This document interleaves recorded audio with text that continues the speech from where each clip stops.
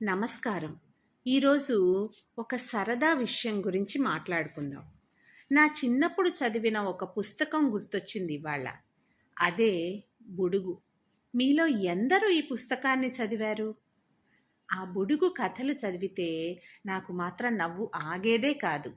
ఎందుకంటే బుడుగు ప్రపంచాన్ని చూసే విధానం చాలా అమాయకంగా, చాలా సరదాగా ఉంటుంది. బుడుగు కాలంలో పిల్లలు ఎలా ఉండేవారో తెలుసా? వాళ్ళకు పెద్దగా గ్యాడ్జెట్స్ ఏవి ఉండేవి కాదు. మొబైల్ ఫోన్స్, వీడియో గేమ్స్ లాంటివి లేనే లేవు. కానీ వాళ్లకు ఉన్నదేమిటంటే కుతూహలం.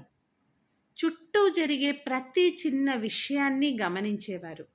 పెద్దవాళ్ళు మాట్లాడే మాటల్ని తమకు తోచిన విధంగా అర్థం చేసుకొని చాలా ఫన్నీ కంక్లూషన్స్కి వచ్చేసేవారు.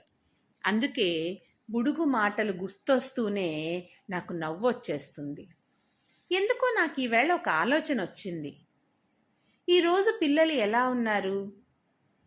చాలా తెలివిగా ఉన్నారు. టెక్నాలజీని చాలా త్వరగా నేర్చుకుంటారు.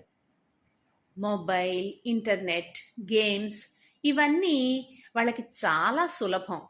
కానీ కొన్నిసార్లు నాకు అనిపిస్తుంది, బుడుగు కాలంలో ఉన్న ఆ అమాయకత్వం, ఆ సరదా ఆలోచనలు ఇప్పుడు కొంచెం తగ్గిపోయాయేమోనని.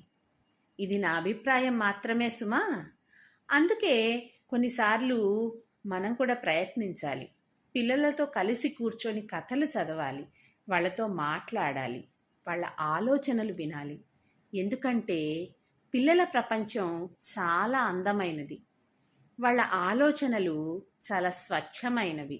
చివరిగా ఒక మాట, పిల్లలు ఎంత పెద్దవారైనా వాళ్ళలో ఉండే ఆ చిన్న బుడుగు ఎప్పటికీ పోకూడదు అన్న ఆలోచనతోనే ఈ వీడియో తీశాను. సెలవు.